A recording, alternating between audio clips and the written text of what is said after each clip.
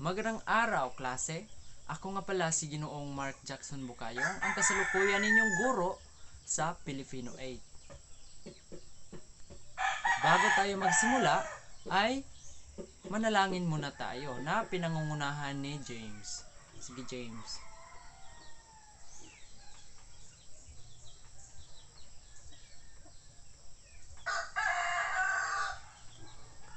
Amen. Maraming salamat, James. At ngayon ay magtatala tayo kung sino ang lumiban sa klase. Mayroon bang lumiban sa klase?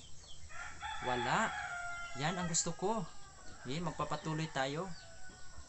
At ngayon, meron akong 4 na patakaran sa loob ng classroom.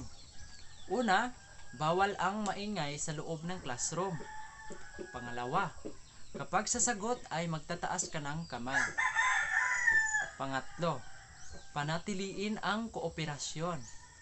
Pang-4, huwag lumabas ng classroom pag hindi pinapayagan. Nagkakaintindihan ba? Maraming salamat.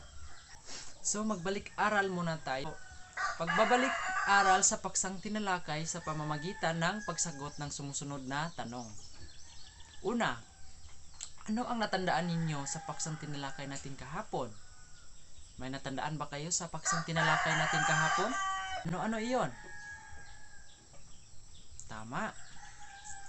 Pangalawa, ano-ano ang mahalagang detalye na napapaloob dito?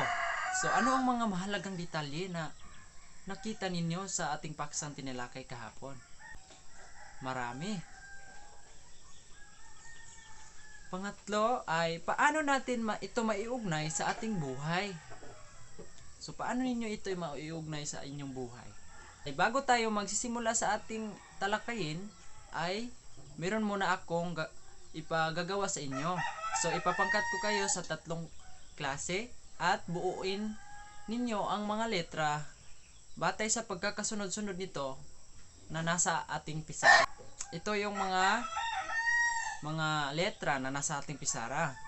Merong N, A, O, Y, G, N, P, E, O, M, A, M, R. So, meron akong dalawang katanungan. Una, ano ang mga larawang nabuo? Magbigay ng hinuha sa nilalaman ng tatalakaying paksa batay sa nabuong mga larawan. Magbibigay kayo ng hinuha. So, bibigyan ko kayo ng 1 minuto para buuin ang mga litrang ito. Simulan na. Tapos na ba? So, ano ang nabuo ninyo sa pamagitan ng pagkasunod-sunod na larawan? Ano ang nabuo ninyo? Group 1. Tama. Anyo ng morpema. Pangalawang pangkat. Anyo ng morpema din ang kanilang sagot. Tama rin sila. Pangatlong pangkat. Anyo ng morpema din ang kanilang sagot. So, ngayon ay lahat kayo ay mayroong tamang sagot. So, bibigyan ko kayo ng tag sa 10 puntos. So, ano ang maibibigay ninyong hinuha sa tatalakaying paksa? So, ngayon ay bago tayo pumunta sa ating talakayan ay magbibigay muna ako ng activity na pinamagatang pagtatapat-tapat. So, panuto, hanapin ang kahulugan ng mga salitang nakadiin sa hanay A at makikita sa hanay B. May mga sinalungguhitang mga salita dyan na may ibig sabihin sa hanay B. So, bibigyan ko kayo na naman ng 1 minuto para sagutan ito. Tapos na ba? Tapos na. Ito ay nangangahulugang kasariang pambabae na isinasaad ng salitang ugat. Sino ang makapagsagot nito? Sige, Gina. Sa salitang pambabae, ano ang salitang nasa hanay B? Para sa babae, tama. Tama ka, Gina.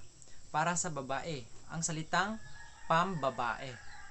So ito ay nangangahulugang kasariang pambabae na isinasaad ng salitang ugat. So pambabae, para sa babae, tama. Pangalawa, isa sa anyo ng morpema na binubuo ng ponema. So ang salitang sinalongguhitan dito ay ponema. So sinong gustong sumagot? Sige, Mark. Tama. Ang salitang ponema ay ang salitang makabuluhang tunog. Pangatlo, ang morpemang binubuo ng panlapi ay kilala rin bilang di malayang morpema.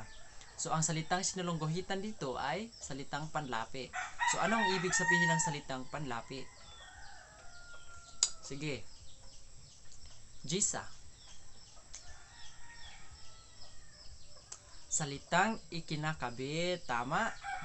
Salitang ikinakabit, yun ang mga panlaping ikinakabit sa unahan at sa hulihan at pwede din sa gitna. Yun ang hulapi, gitlapi at unlapi. So ngayon dito na tayo sa pang-apat. Ang salitang ugat ay tinatawag ding malayang morpema. So ang salitang sinalungguhitan dito ay salitang ugat. So sinong makapagsagot dito? Sige, James. Salitang buo. Oo, ito yung mga salitang buo. Yung wala pang mga panlapi, wala pang idinadagdag. At ngayon ay dumako na tayo sa ating pagbabasa.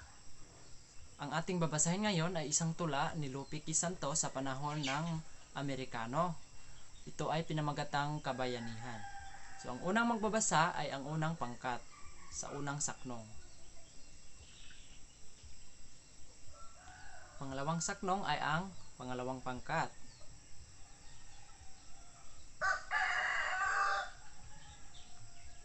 Okay? Ano ang mga batay sa tulang inyong nabasa, ano ang inyong nakikita at inyong nararamdaman? Tama. Sige, ipapatuloy natin sa pangatlong pangkat ang susunod na saknong.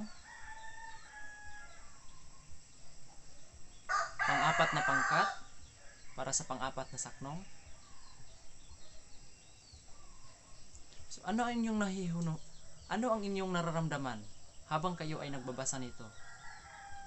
Meron bang nasa isip ninyo na parang kakaiba? Ngayon ay dumako na tayo sa pagtatalakay ng ating paksang aralin.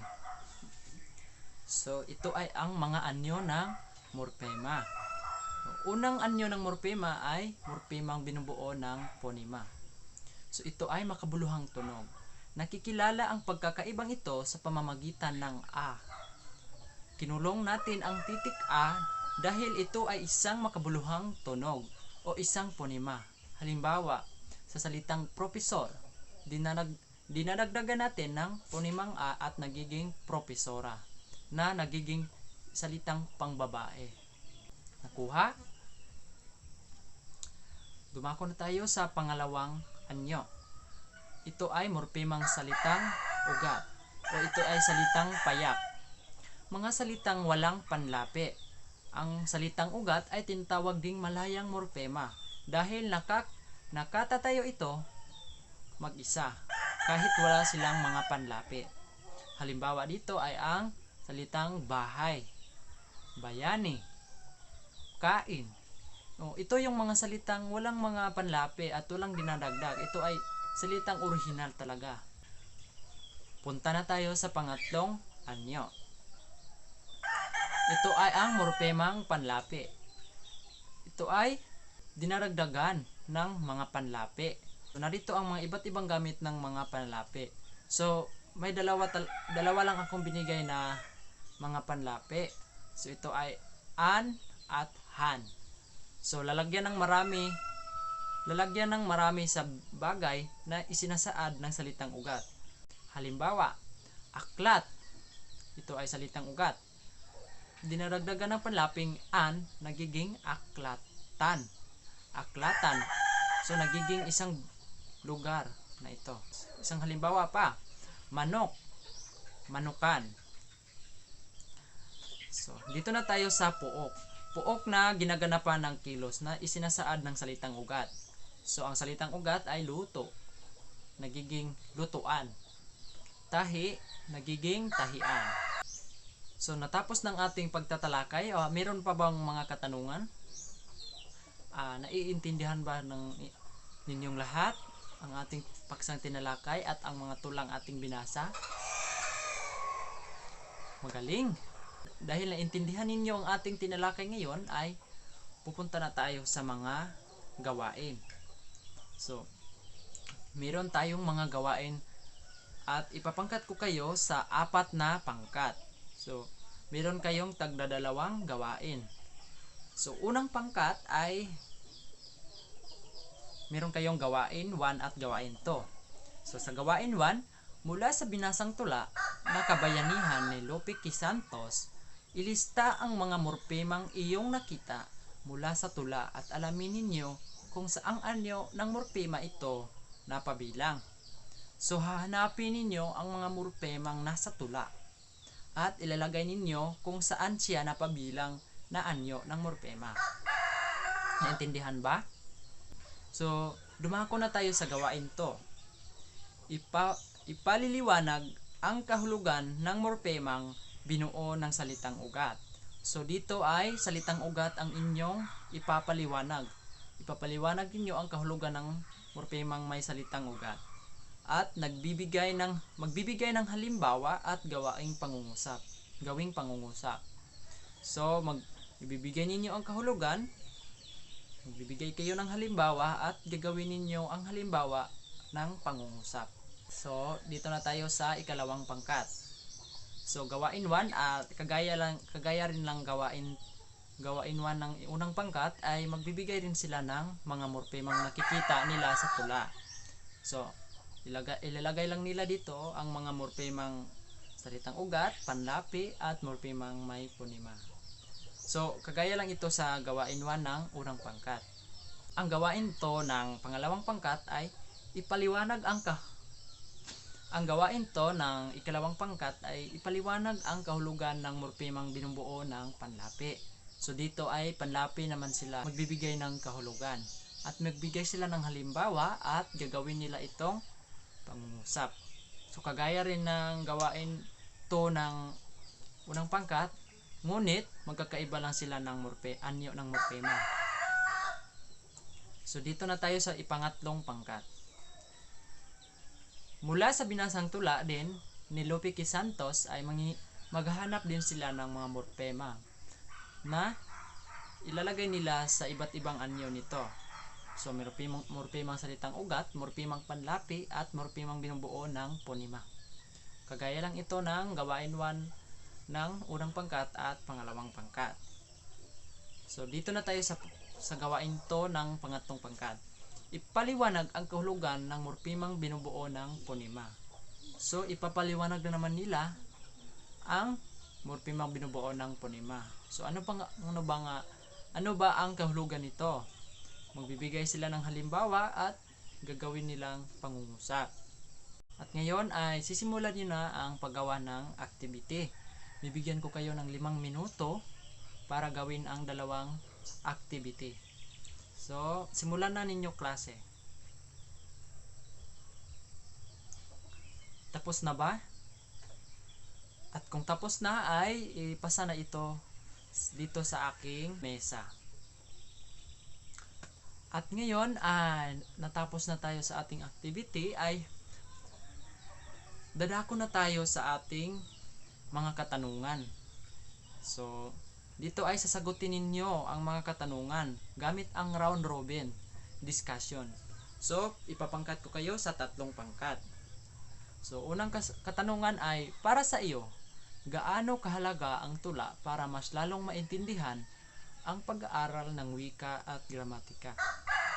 Pangalawang katanungan, ano ang koneksyon ng tula at ang pag-aaral ng anyo ng morpema?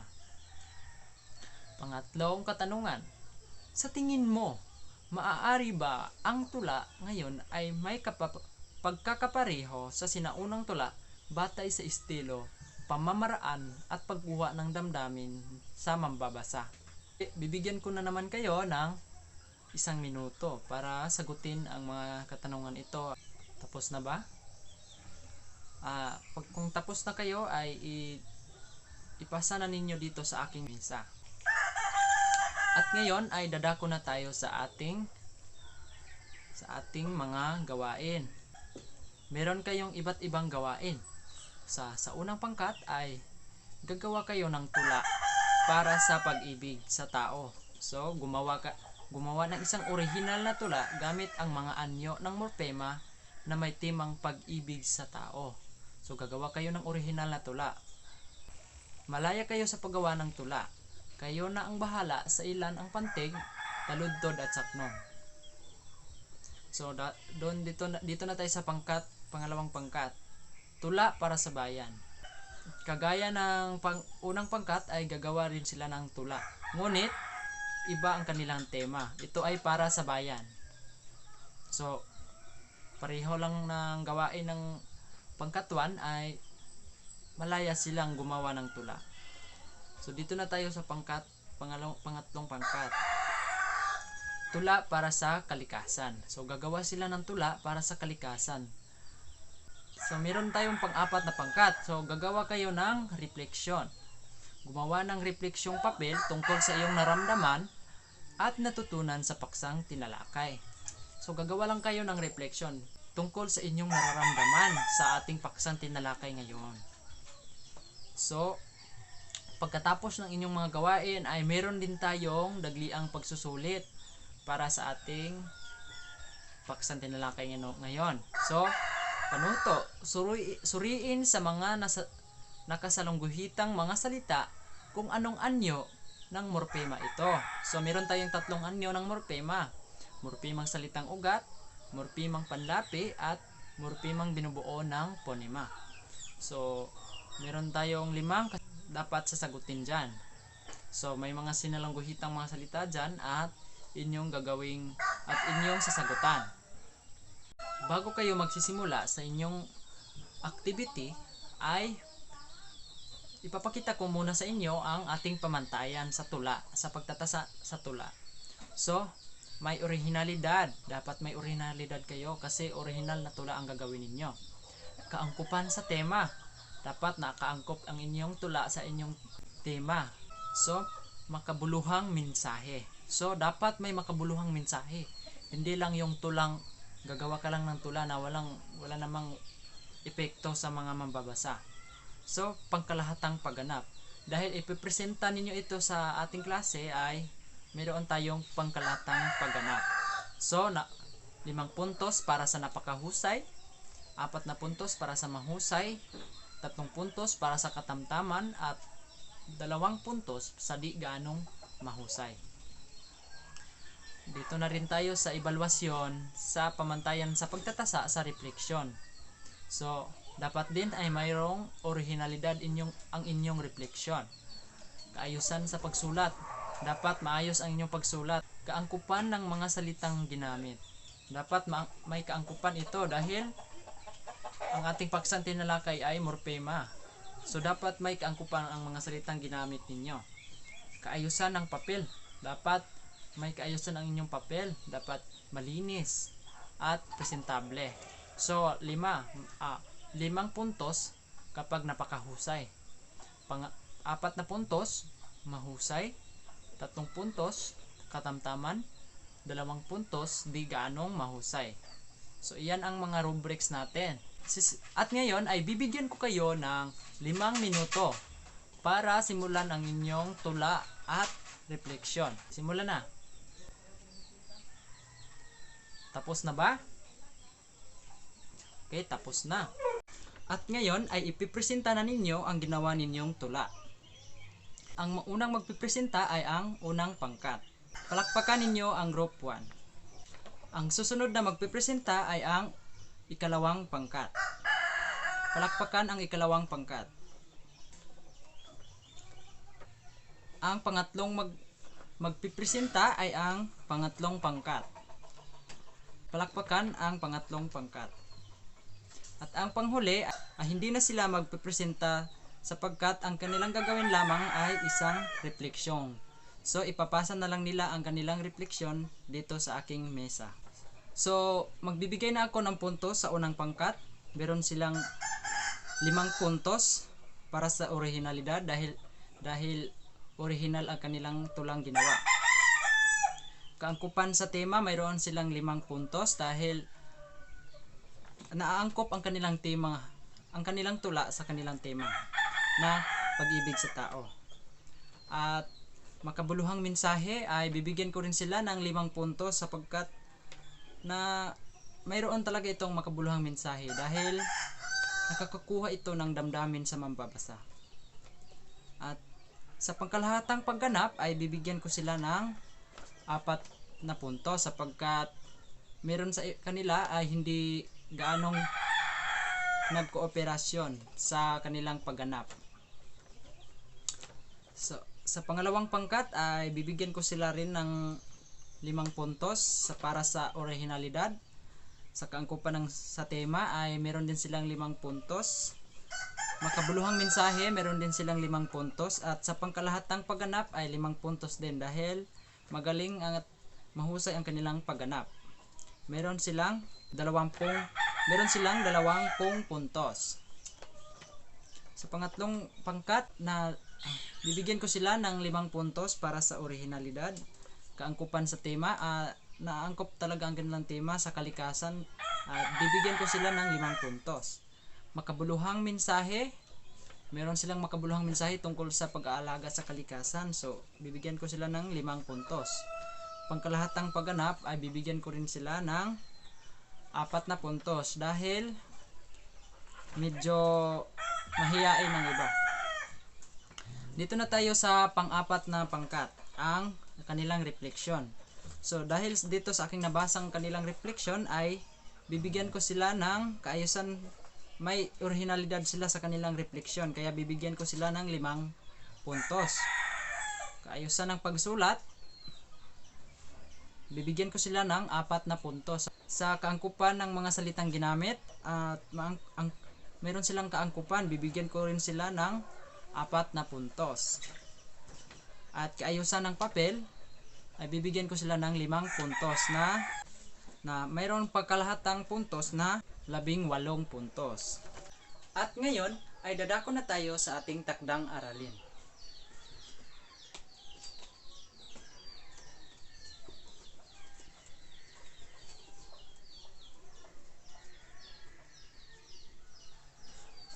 So, sige, basahin mo, James. Tama. Ang inyong takdang aralin ay magsaliksik at magbigay ng isang tula sa panahon ng Amerikano, Commonwealth at sa kasalukuyan. So, magsasaliksik kayo ng mga tula sa panahon ng Amerikano, sa panahon ng Commonwealth at sa panahon ngayon. So, ipapasa nyo ito sa susunod nating talakayan.